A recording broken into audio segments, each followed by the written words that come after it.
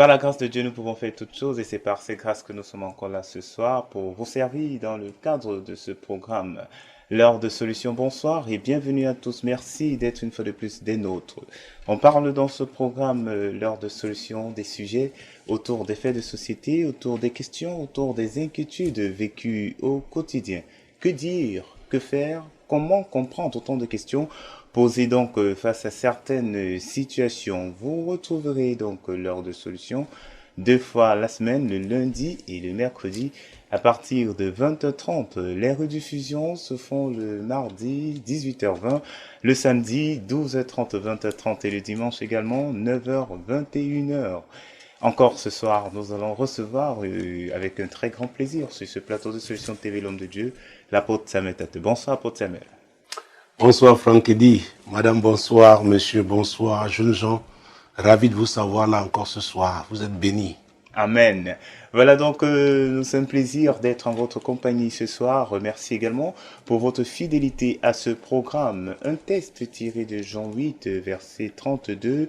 Vous connaîtrez la vérité et la vérité nous affranchira. C'est cette vérité donc qui nous affranchit, c'est cette vérité qui nous rend libres. Ce soir encore par les courriers que nous avons reçus. Bien sûr, des courriers qui sont traités en parcourant la parole de Dieu. Nous serons bien sûr une fois de plus édifiés. Vous également, si vous nous suivez à l'instant, sur Radio Solutions, sur Solutions TV ou alors sur YouTube ou Facebook. Si vous avez également des préoccupations, faites-les parvenir au numéro 672 05 0101, c'est bien un numéro WhatsApp, ou vous utilisez le 696 04 98 12. Vous avez également l'adresse email disponible solution@compassionglobal.org. Et si vous voulez être connecté 24/24 sur Solution TV, suivre nos programmes, entrez simplement le lien solutiontv.compassionglobal.org. Voilà donc les contacts de ce programme, l'heure de solution. On va y aller donc rapidement, directement avec le traitement, le dépouillement des courriers, bien sûr, avec l'approbation de l'homme de Dieu. D'accord. Très bien. On va prendre le courrier, le premier courrier de ce soir. Bonsoir papa. Je voudrais s'il vous plaît que vous priez pour moi, car tout ce que j'entreprends finit toujours par des échecs. Le chômage, la solitude, le célibat, je stagne depuis des années, rien ne va. Car tout ce que j'entreprends finit toujours par des échecs. C'est très important, c'est ce que j'ai souligné. Dans Ecclésiaste chapitre 7, verset 8 à sa partie A, la Bible dit « Mieux vaut la fin d'une chose que son commencement ». Vous savez, le diable comprend très bien ce passage biblique et c'est pourquoi il peut permettre aux gens d'entreprendre, de déployer des efforts, de faire des sacrifices, sachant qu'ils échoueront après, sachant que le fondement qui doit soutenir l'édifice qu'ils sont en train de construire est un mauvais fondement, alors il sait qu'ils finiront par échouer. Donc la notion de fondement est essentielle. Vous savez, on parle de fondement, c'est vrai, j'ai parlé du bâtiment en parlant d'édifice, mais la Bible déclare que nous, les chrétiens, nous sommes la maison de Dieu. Nous sommes le temple de Dieu, le temple du Saint-Esprit. Alors, nous devons avoir un fondement. J'ai dit, nous les chrétiens. Chrétiens veut dire ceux qui suivent les disciples de Jésus-Christ. Donc, c'est Jésus-Christ qui est leur fondement.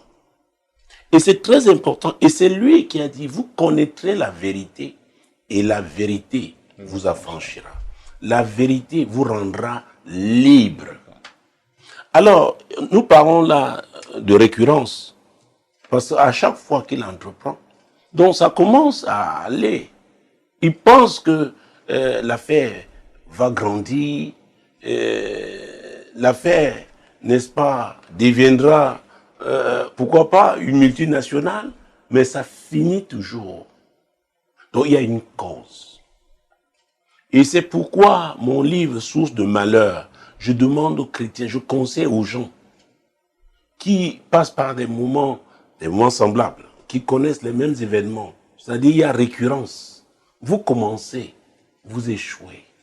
Vous avez les mêmes problèmes, les mêmes difficultés, et vous vivez les mêmes frustrations, les mêmes afflictions. alors il y a une cause. Et j'en parle au chapitre 2. Rechercher la cause. C'est très, très important. Vous savez, que ce soit dans l'ancienne alliance ou dans la nouvelle, j'ai cité tout à l'heure Ecclésiaste chapitre 7, verset 8 à sa partie A. Mieux vaut la fin d'une chose que son commencement. Et l'apôtre Paul, en son temps, n'est-ce pas, s'adressant à l'église de Galate, il va faire une remarque. Il va s'exclamer, Galates chapitre 5, versets 7 et 8.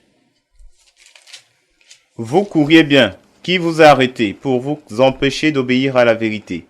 Cette influence ne vient pas de celui qui vous appelle. Ah, vous courriez bien. Donc vous avez bien commencé.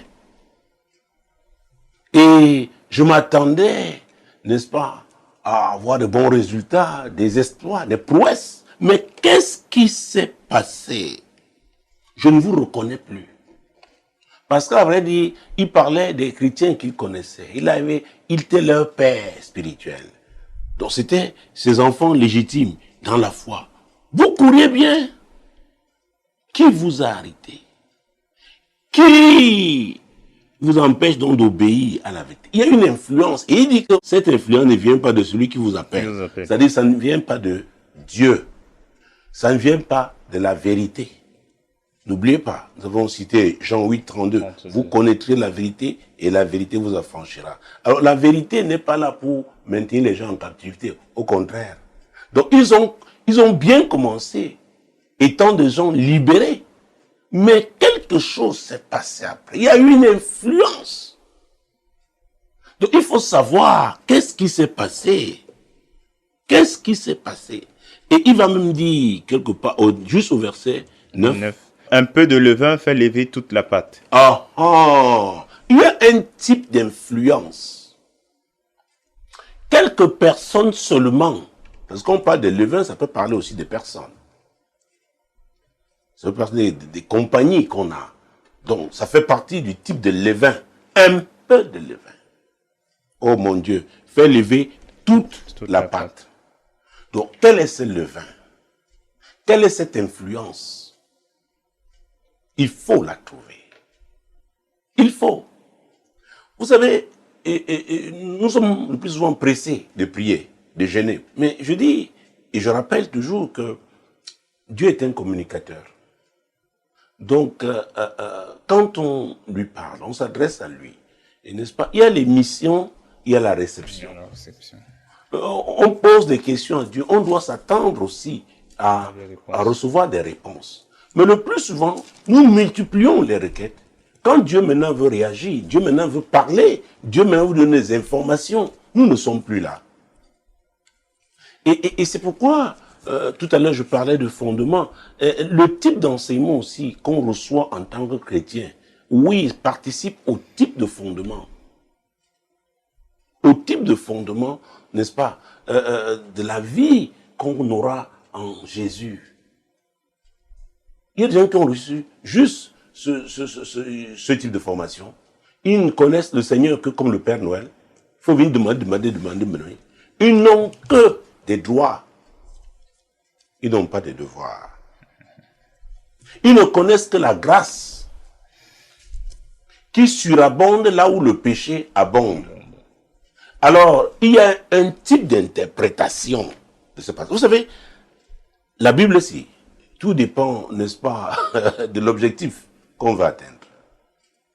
On peut utiliser la parole de Dieu pour atteindre d'autres objectifs. C'est pourquoi Jésus a dit, vous connaîtrez la vérité. Vous ne pouvez pas connaître la vérité si vous ne vous rapprochez pas d'elle.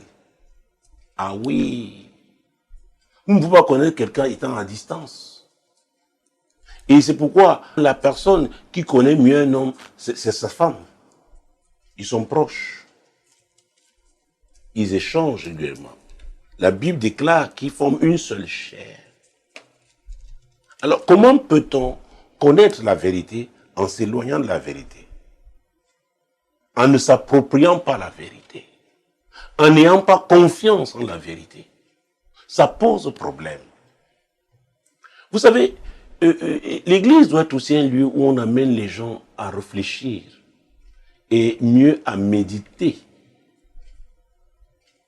Oui, Jésus donnait un conseil aux gens, à un type donc j'allais dire, de chrétiens ou de personnes, hein, de façon générale, que si vous voulez bâtir, de vous asseoir. C'est dans Luc 14, 28. Vous asseoir et calculer, évaluer. Oui, oui. Votre chantier, là, il faut quel budget? Qu'est-ce qu'il faudra mettre de côté? C'est très important. Et c'est comme un voyage. Vous quittez Douala pour Yaoundé. Si c'est en voiture, ça dépend de quel type de voiture. N'est-ce pas? Bon, vous pouvez vous dire que bon, j'aurai environ tel nombre d'heures de voyage. Bon, il peut arriver des incidents, il peut arriver, mais vous pouvez quand même vous projeter, vous dire que bon, selon la qualité de la route, selon la saison, n'est-ce pas, et même des jours, il y a des jours où effectivement le trafic est plus dense. Il y a même des heures. Nous savons que la nuit, généralement, dans tous les pays du monde, n'est-ce pas, il est plus facile de se déplacer. Dans tous les pays du monde. Donc, c'est important de savoir ce qu'on veut. Ah oui. Quand vous voulez bâtir une maison, vous devez décider, est-ce que ce sera un matériau provisoire? Est-ce que ce sera un matériau définitif? Est-ce qu'il s'agira d'un immeuble? Et il y a immeuble et immeuble.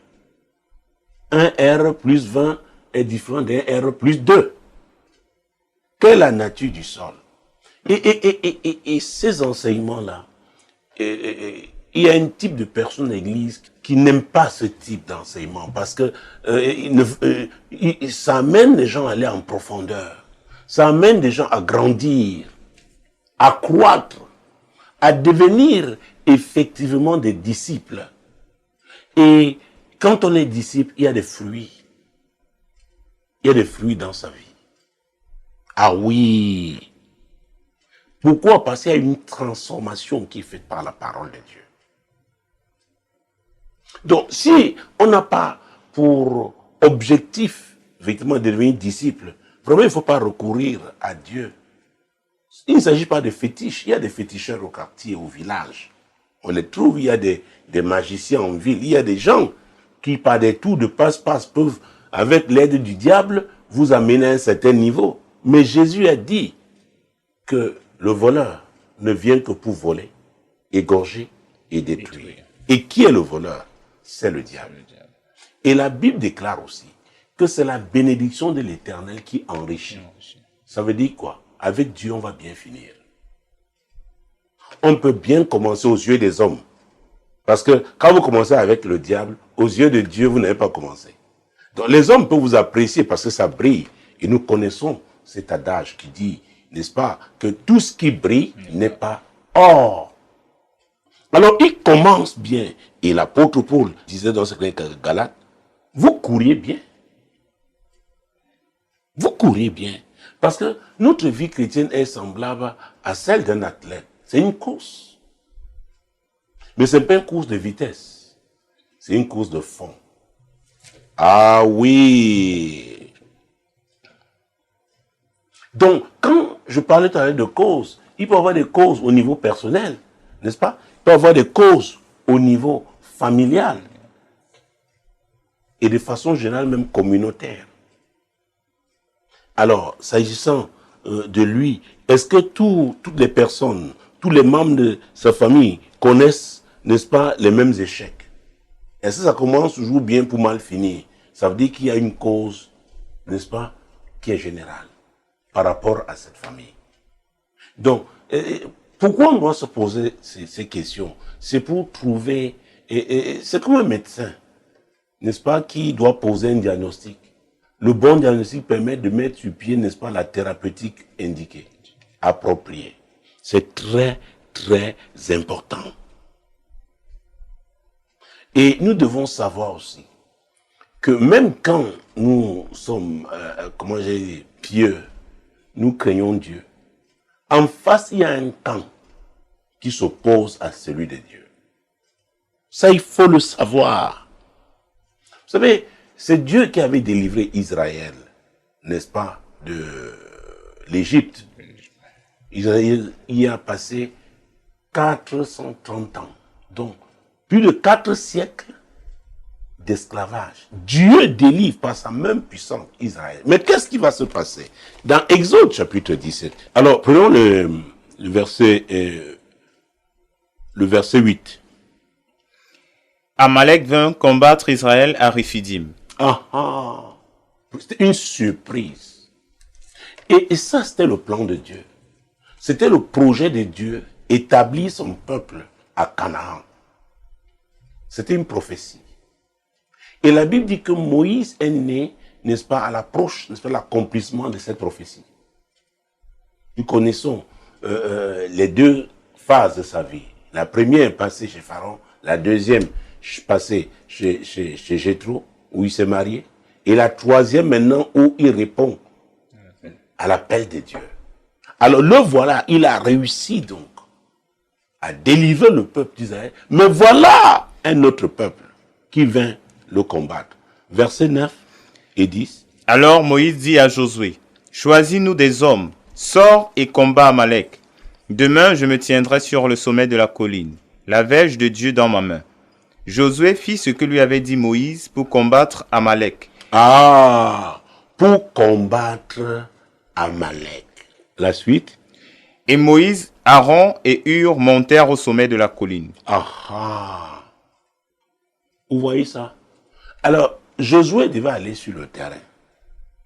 Oh mon Dieu, ce passage, je risque de, si je le développe, on n'aura pas de courrier et nos auditeurs sont et téléspectateurs. Et aujourd'hui, les internautes qui nous écrivent, nous craignons les frustrer, mais il y a un objectif que Dieu a au travers de ce courrier, c'est d'édifier.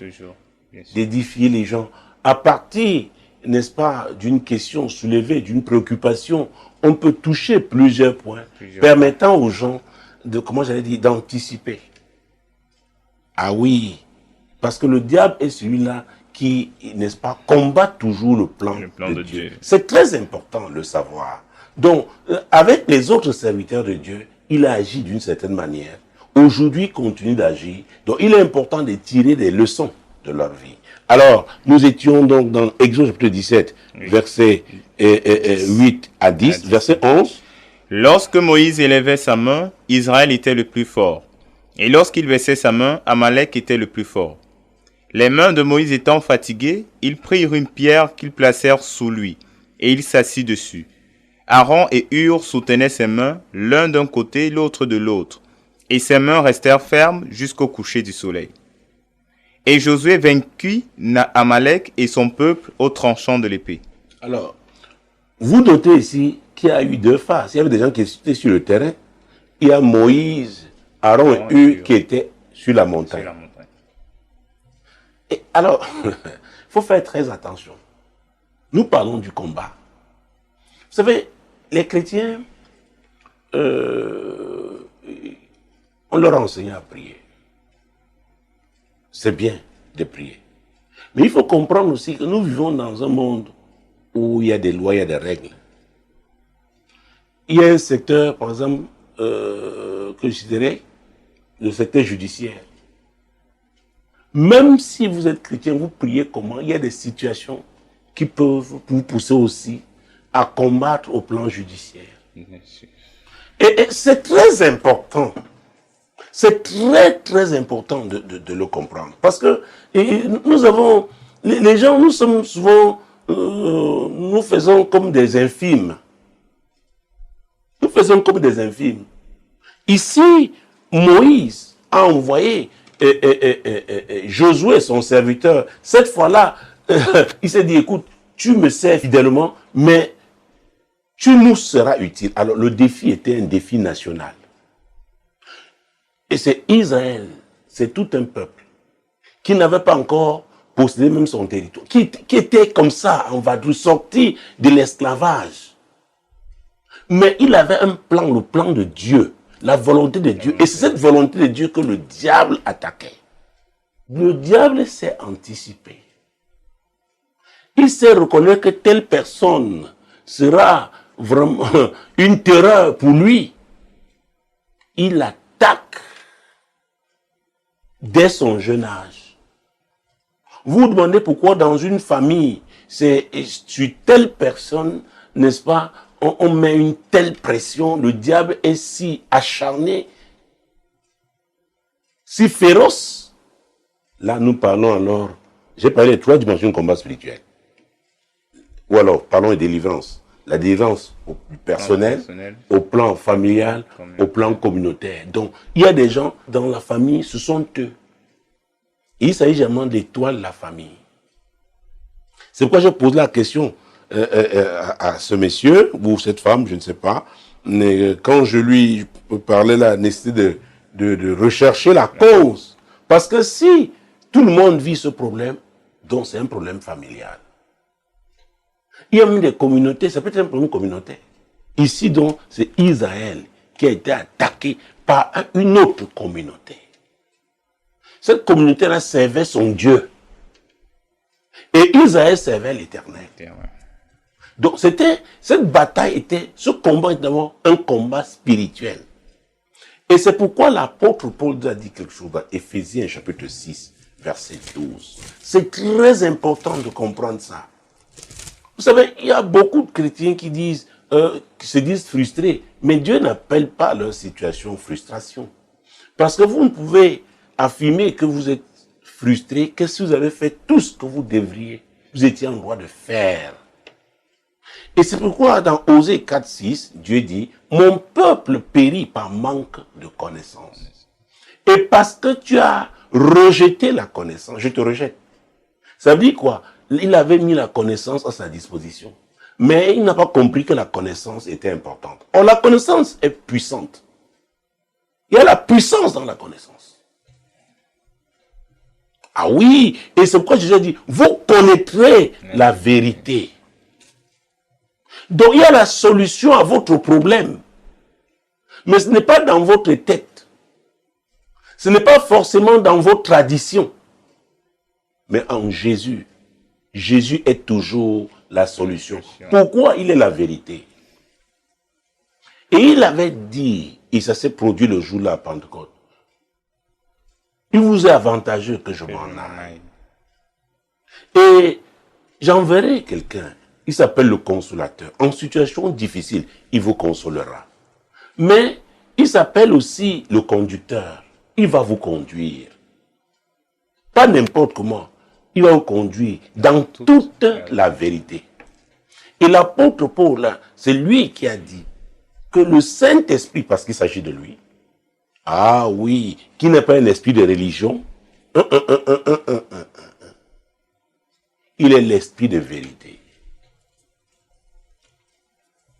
Il est l'esprit de justice. Il est l'esprit d'amour. Il est l'esprit de sagesse. Ah oui, il est l'esprit de prospérité.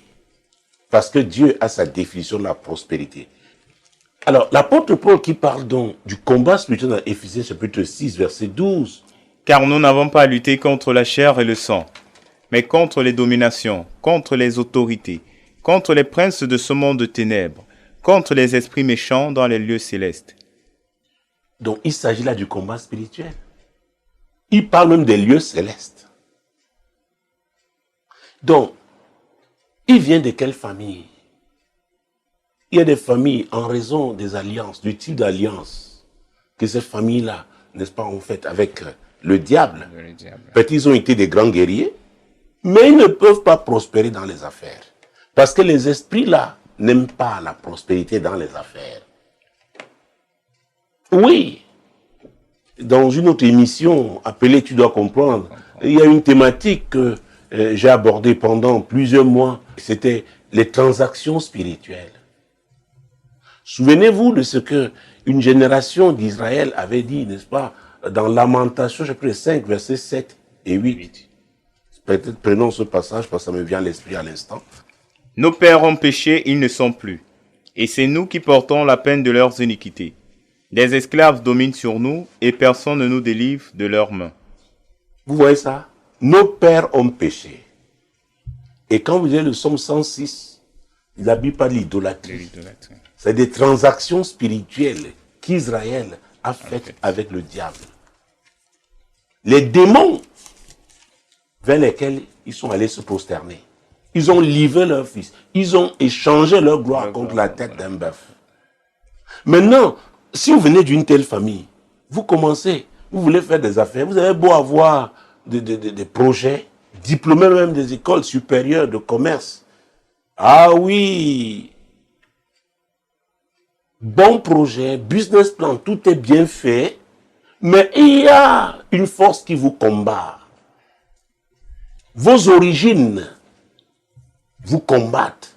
Les esprits là disent non, non, non, toi, tu ne peux pas. Parce que tes parents, tes ancêtres ont une alliance avec nous. Voilà. Mais il y a une issue.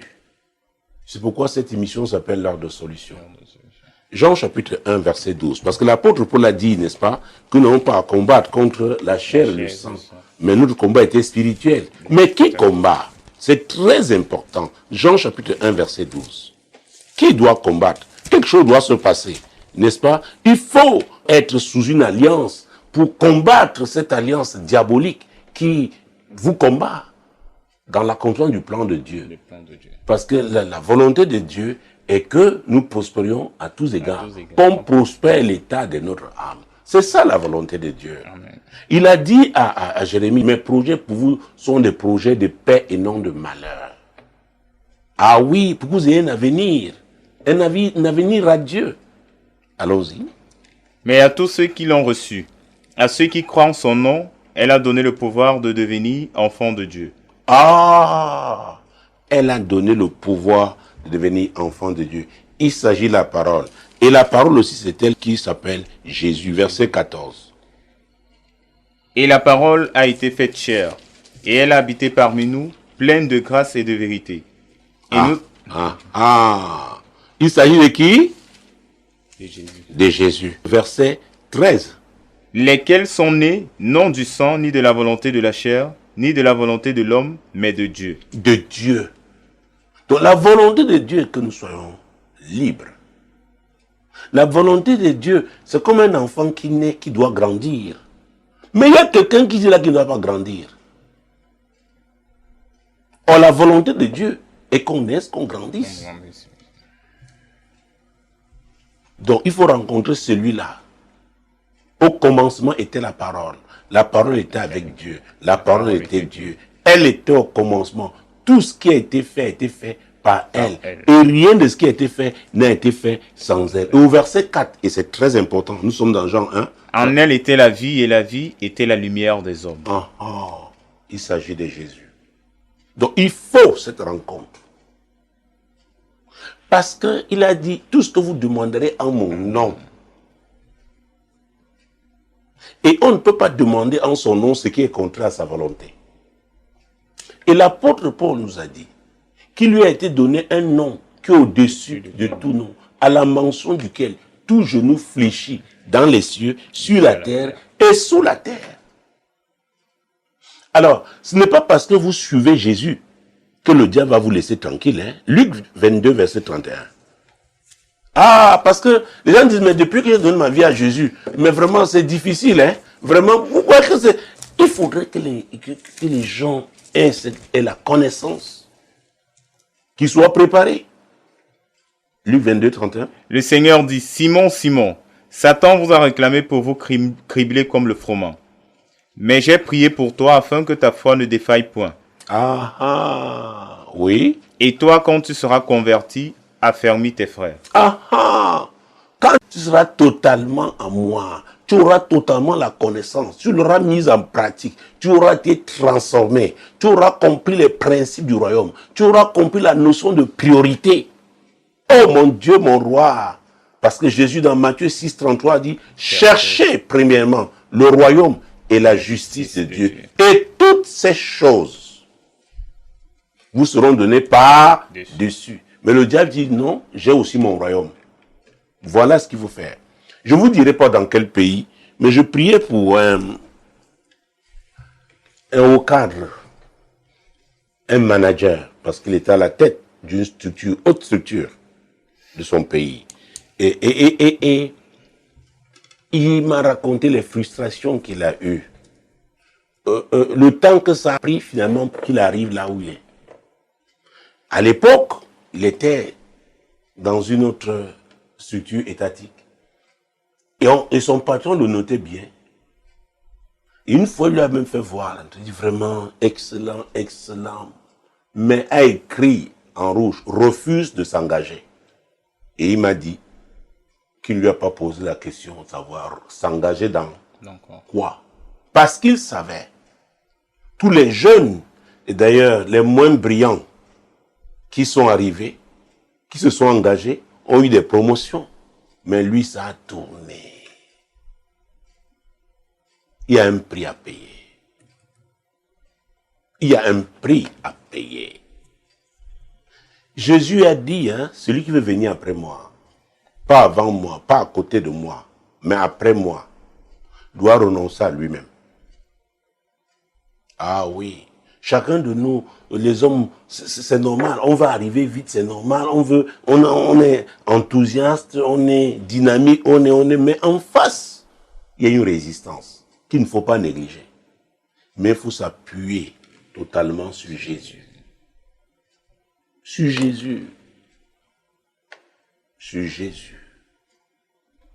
Donc, est-ce que Jésus est donc son fondement? Si Jésus est son fondement, c'est le Saint-Esprit qui va le conduire.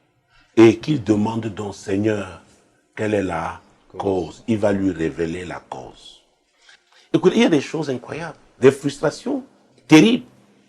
J'ai prié pour un médecin qui a passé 6 années en 6e année. Je connais un cas d'une jeune femme qui a fait le bac 14 fois.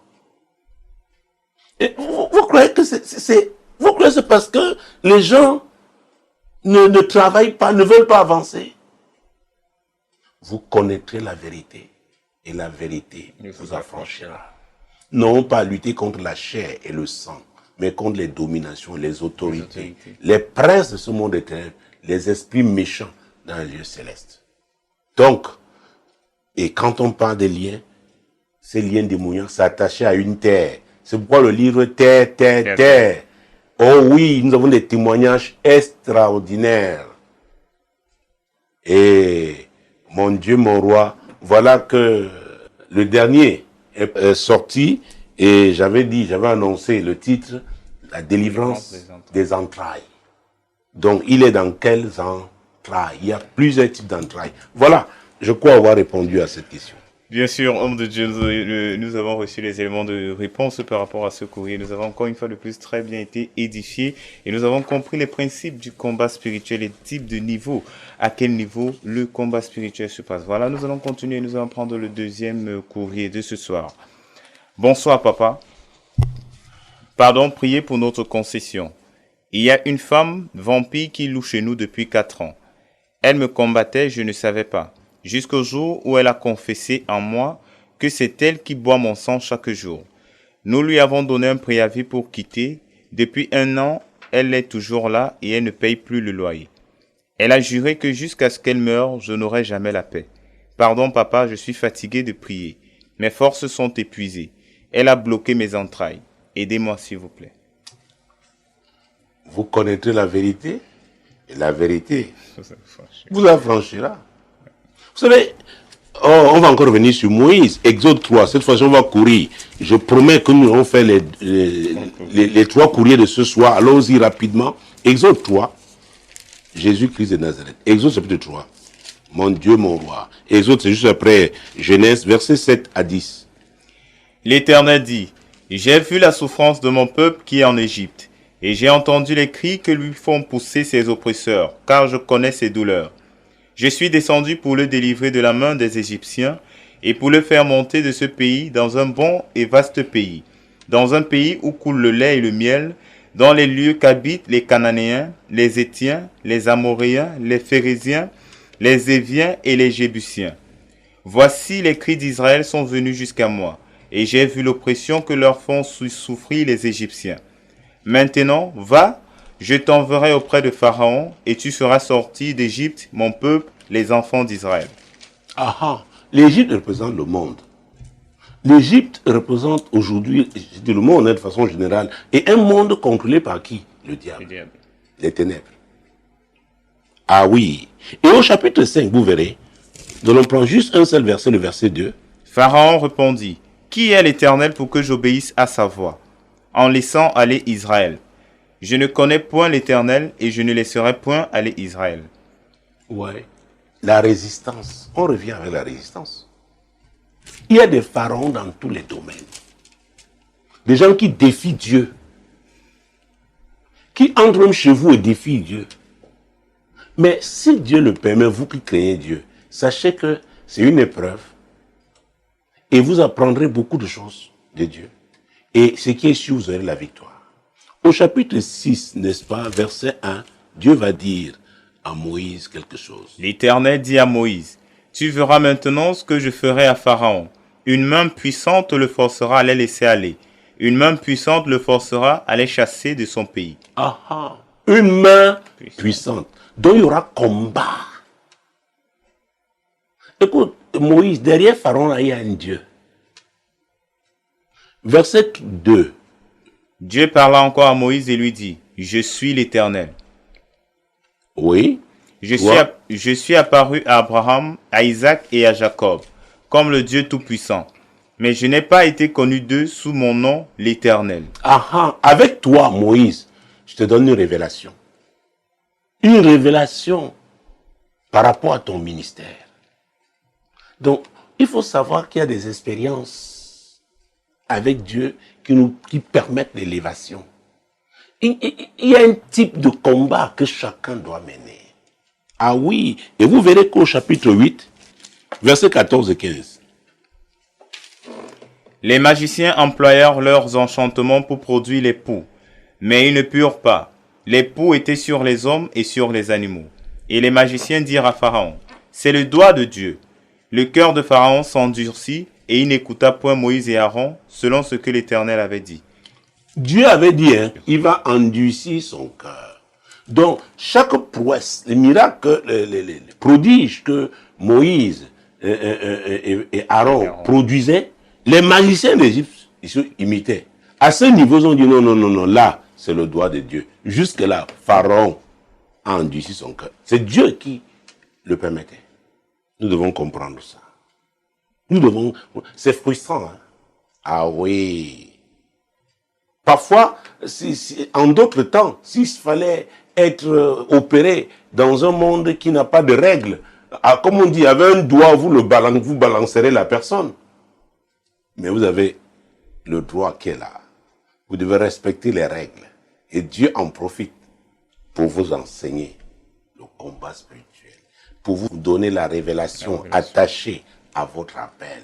Et si on continue au verset 14, au chapitre 14, verset 9 à 12. Les Égyptiens les poursuivirent, et tous les chevaux, les chars de Pharaon, ses cavaliers et son armée, les atteignirent campés près de la mer, vers Pith-Hahiroth, vis-à-vis de Baal-Séphon.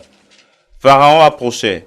Les enfants d'Israël levèrent les yeux, et voici les Égyptiens étaient en marche derrière eux. Et les enfants d'Israël eurent une grande frayeur et crièrent à l'Éternel. Ils dirent à Moïse, « N'y avait-il pas des sépulcres en Égypte, sans qu'il fût besoin de nous mener mourir au désert? Que nous as-tu fait en nous faisant sortir d'Égypte? N'est-ce pas là ce que nous te disions en Égypte? Laisse-nous servir les Égyptiens, car nous aimons mieux servir les Égyptiens que de mourir au désert. » Vous voyez ça? Après la délivrance, Pharaon encore, son cœur, il a changé d'avis. Il a poursuivi Israël. La femme là peut partir de là, physiquement, et continuer à leur nuire. Il faut faire très attention. Le combat est spirituel. Donc, Dieu les prépare. Ils doivent comprendre ce que Dieu est en train de leur dire, de leur apprendre par rapport à cette situation. Et lui, particulièrement. Ah oui. Mais qu'est-ce qui va se passer? Nous sommes toujours au chapitre 14, c'est ça? Oui. Verset 13 et 14. Moïse répondit au peuple, « Ne craignez rien. Restez en place et regardez la délivrance que l'Éternel va vous accorder en ce jour. Car les Égyptiens que vous voyez aujourd'hui, vous ne les verrez plus jamais. Hey, Moïse prophétise. Il dit, calmez-vous.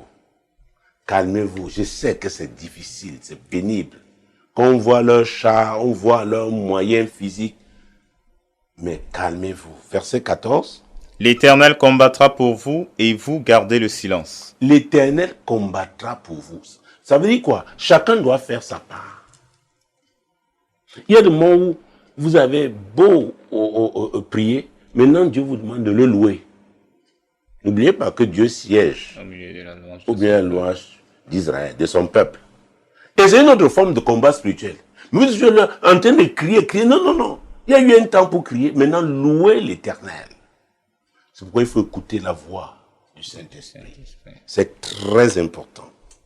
Verset 22 à 27, rapidement, ça va prendre le troisième courrier. Les enfants d'Israël entrèrent au milieu de la mer à sec, et les eaux formaient comme une muraille à leur droite et à leur gauche.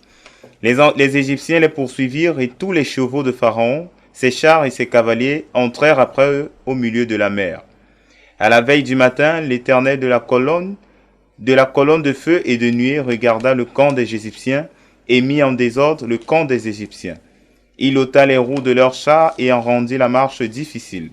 Les Égyptiens dirent alors, « Fuyons devant Israël, car l'Éternel combat pour lui contre les Égyptiens. » L'Éternel dit à Moïse, « Étends ta main sur la mer, et les eaux reviendront sur les Égyptiens, sur leurs chars et sur leurs cavaliers. » Moïse étendit sa main sur la mer, et vers le matin, la mer reprit son impétuosité, et les Égyptiens s'enfuirent à son approche.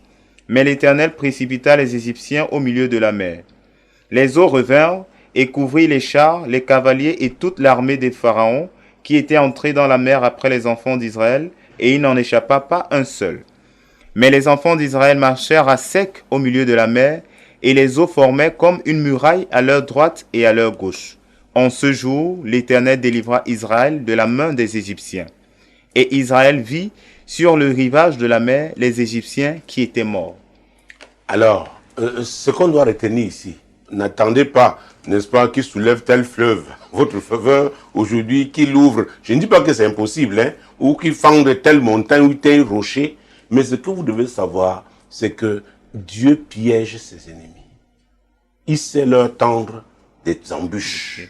Alors, vous devez opérer jusqu'au niveau où Dieu lui-même les amène à un niveau où il est trop tard pour eux. Ils veulent se retirer. Il n'y a plus moyen. Il y a le moment où Dieu est tellement fâché qu'il peut éliminer toute une famille à cause d'une seule personne. Parce qu'il est enflammé de colère.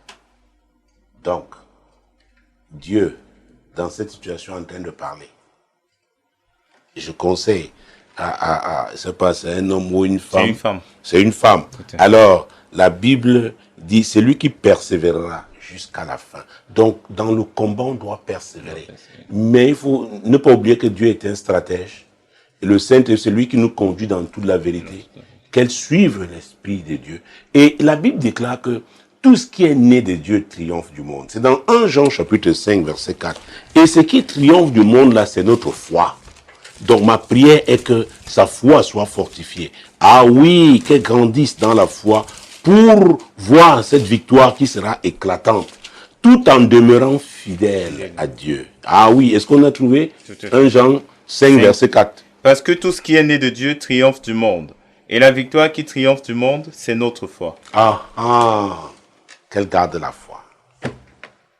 J'ai répondu. Tout à fait, homme de Dieu. Voilà, encore pour ce courrier, ce deuxième courrier qui a été dépouillé, nous allons prendre le troisième courrier. Bonsoir, papa. S'il vous plaît, priez pour ma famille. Nous avons un esprit d'abandon. Toutes les jeunes filles se plaignent de cet esprit qui m'atteint déjà. Mon fiancé m'a abandonné avec les enfants et est parti. Il ne m'appelle même pas. Je ne sais même pas où il se trouve. Je souffre avec les enfants, papa. Que faire? Moi, je pense qu'il y a un lien avec le premier courrier d'ailleurs, où j'ai parlé des délivrances au niveau personnel, familial ou communautaire. Et là, on voit que c'est une famille. Il n'y a pas de son fiancé. Ils ont eu des enfants. Alors, Dieu qui a prévu que l'homme quittera son père et sa mère, il s'attachera à sa femme et les deux formeront une seule chair. C'est comme ça que commence une famille. Sans connaître cette famille, si on l'étudie, vous verrez que les femmes ont commencé toujours leur relation, n'est-ce pas, avec les hommes, contrairement à la parole de Dieu. Et quand vous quittez les rails de Dieu, tout peut vous arriver. Tout peut vous arriver. Et puisque c'est général, il y a une cause.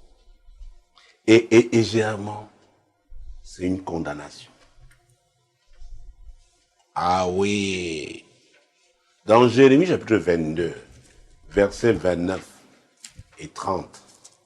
Parce qu'il y a des condamnations qui sont des déclarations qui ont été faites. Il y a des condamnations qui sont juste le fruit de la méchanceté. La méchanceté. Oui. Jérémie 22, versets 29 et 30. Terre, terre, terre, écoute la parole de l'Éternel. Ainsi parle l'Éternel. Inscrivez cet homme comme privé d'enfant, comme un homme dont les jours ne seront pas prospères, car nul de ses descendants ne réussira à s'asseoir sur le trône de David et à régner sur Juda. Voilà, puisque nous sommes pratiquement arrivés à la fin de cette émission, ouvrons la page du salut.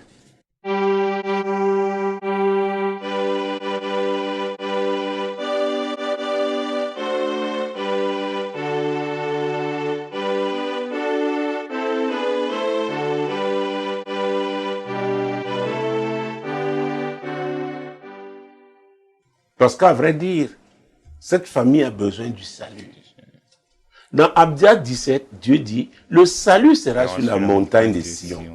La maison de Jacob sera sainte et elle retrouvera toutes ses possessions. La montagne de Sion, c'est l'église. Qui est le chef de l'église? C'est Jésus. Et l'église est formée de qui? L'église est la communauté des croyants de la nouvelle naissance qui marche sous la conduite du Saint-Esprit. Donc ce n'est pas un rassemblement religieux, non, non, non, non. Pas parce qu'on a mis une croix sur un grand édifice. Jésus doit en être le chef. Lui, la parole, c'est cette parole qui enseigne. Ce sont des gens qui ont confessé Christ. Tout à l'heure, nous avons lu Jean 1, 12. Des gens qui l'ont reçu, qui ont cru en son nom. Ah, c'est très important.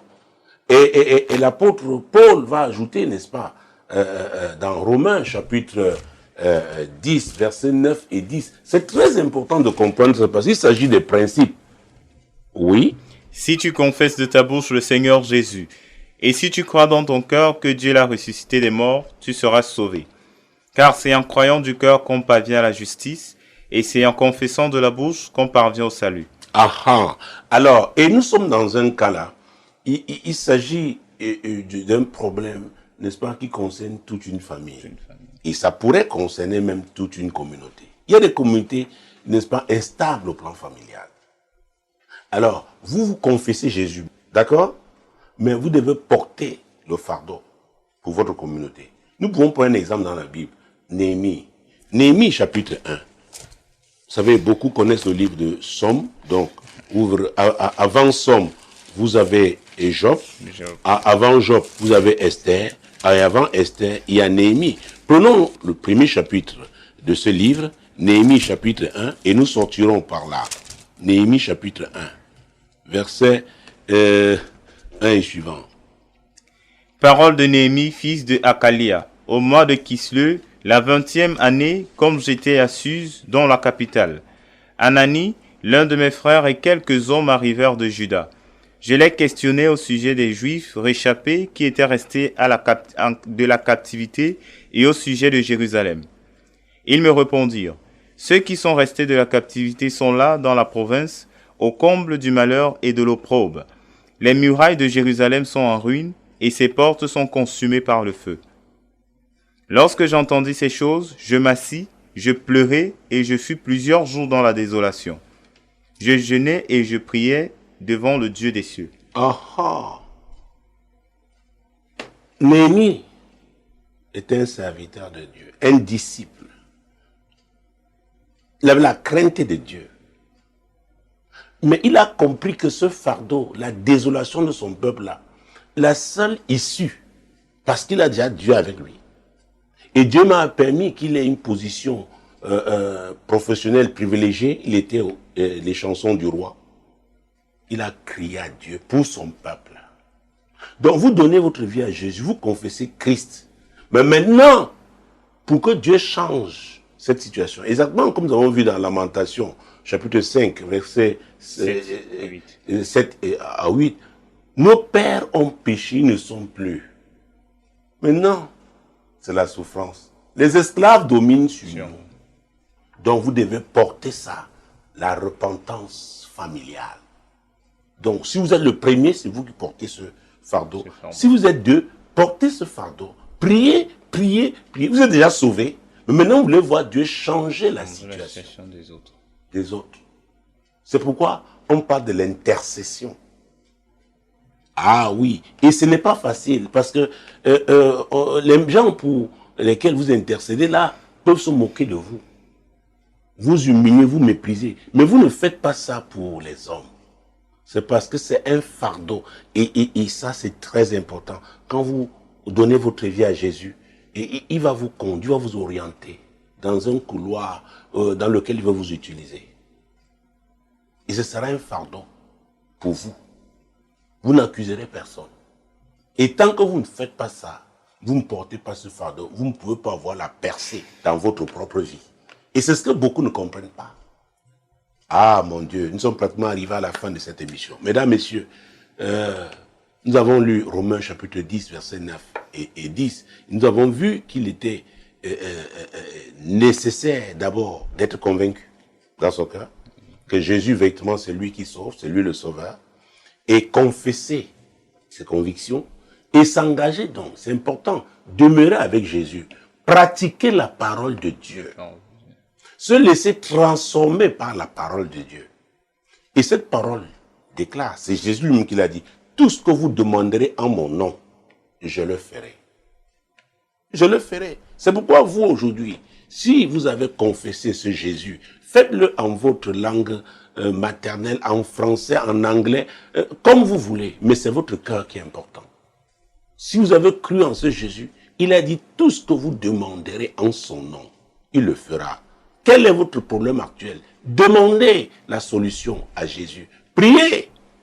Et moi, je ne ferai que des déclarations de foi. Cette foi, oui, qui trouve son fondement dans la parole. Dans la parole. Qui dit que Jésus est le même hier, aujourd'hui et éternellement. Lui qui a guéri hier, guérit encore aujourd'hui. Lui qui a résolu les problèmes hier, en résout encore aujourd'hui. Allez-y donc, et nous sortirons par là. Déployez votre foi. Déployez votre foi. Seigneur, je te rends grâce pour tous ceux-là qui ce soir ont décidé de te suivre. Seigneur, merci pour ce nouveau départ que tu leur accordes. Toi, le Dieu miséricordieux, merci pour ton sang qui efface leurs péchés. Et Jésus, toi, qui nous as demandé de demander, la Bible déclare que c'est l'Éternel qui l'a dit, que son juste vivra par la foi.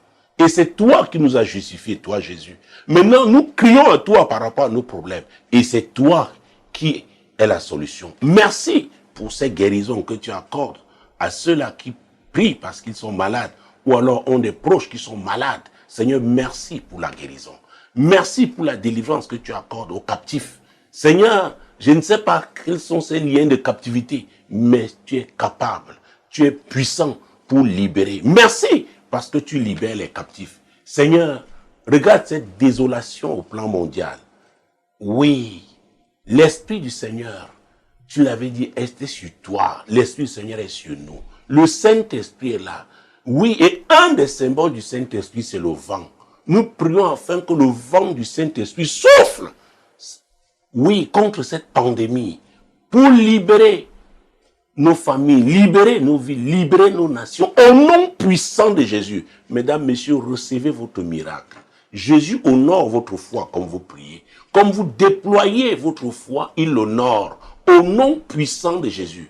Au nom puissant de Jésus. Continuez de prier. Continuez de crier à lui. Et n'oubliez pas de le louer. Parce qu'il est le même hier, aujourd'hui et éternellement. Demeurez bénis. Shalom. il descend, oui, tout s'arrête. Il y a transfert entre ciel et terre. Quand il descend, l'atmosphère change. Il y a transfert entre ciel. Quand il descend, oui, tout s'arrête.